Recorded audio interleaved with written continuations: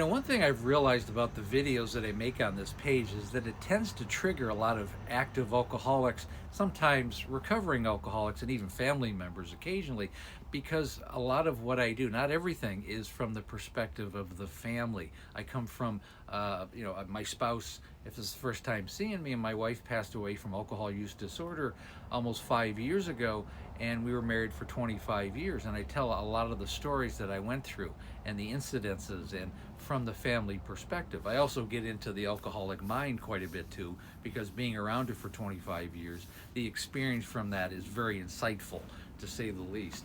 It's important to understand that I made a video, I don't know, a couple days ago. I was talking about there comes a point when the family kind of needs, to back off from the alcoholic. I wouldn't say give up, but they need to take care of themselves and make themselves a priority.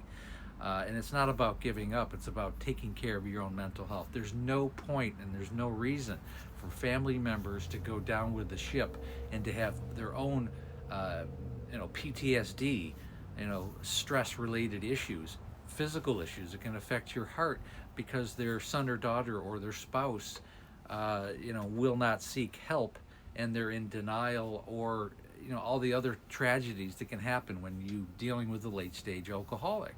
And it's important for family to take care of themselves. It's a big part of what I talk about, but it's all about awareness and education in every direction.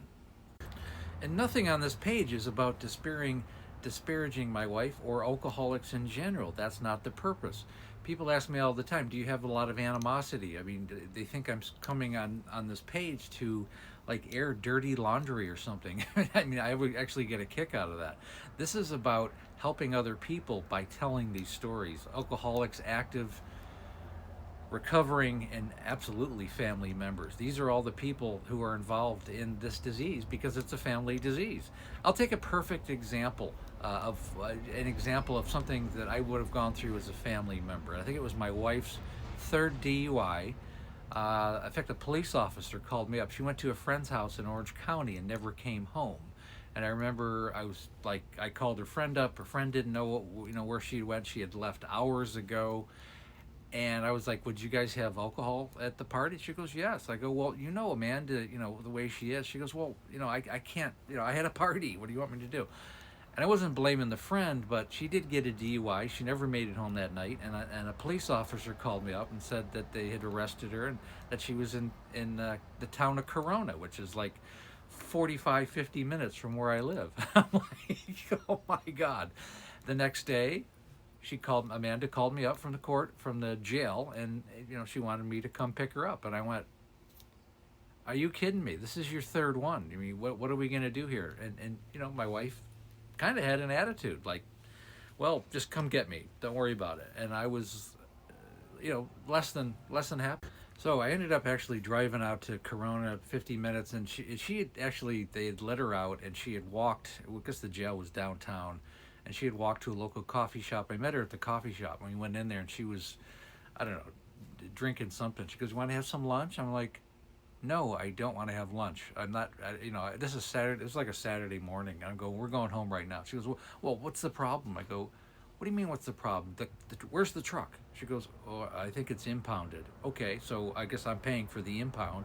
And when can I get that? Next week sometime?" So I have to drive out, and this is what I ended up having to do. I had to drive out on another day. I had to take an Uber to go get the truck. I think that was probably $150 for an Uber. The truck itself, I mean, oh my God. Some of these places that take trucks are less than cordial, let me put it that way. So they pulled the truck out.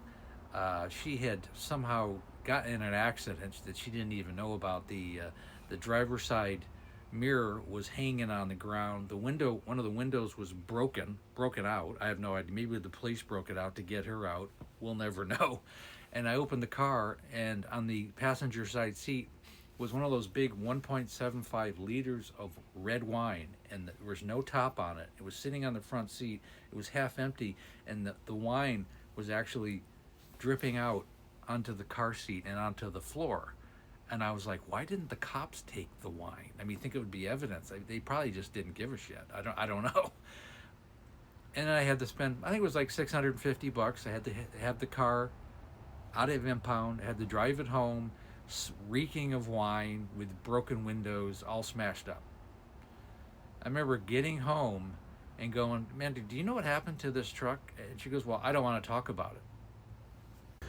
And I can just remember going, okay, well, it's $650 to impound the car.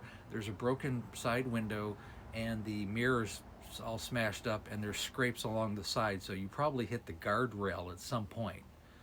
Do you remember doing that? No, I don't. And why are you telling me about it? Kind of a thing. And you're just like,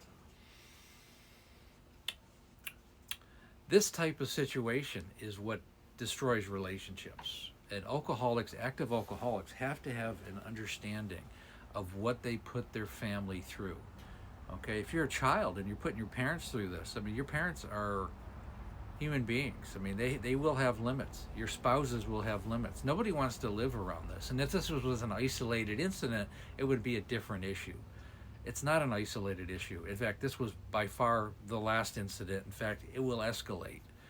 And if you don't get it nipped in the bud, if you don't protect yourself as a family member, it's going to be a tough ride. You got to create boundaries, big boundaries. I wouldn't recommend it for anybody, and I would definitely never want to go through it again. And again, these stories and so much more are in her memoir. It's called Amanda, A Cautionary Tale of Alcoholism. You can find it on Amazon. You can also find it in my link tree on my website, right on this page. Again, I go live Monday through Friday, right around 6 o'clock Pacific time, 9 o'clock Eastern. We have the Facebook group. It's called There's an Alcoholic in the Family. Again, link is in the link tree. And when you're ready to work with me one-on-one, I have a complete coaching program. Set up a breakthrough call. It's designed for the family and the alcoholic. Okay, the call is free. The course is definitely not. And the call is about going over the course and setting up your future and the blueprint of your future. I'm looking for people who want to change their lives and the lives of their family. And again, thanks so much for listening.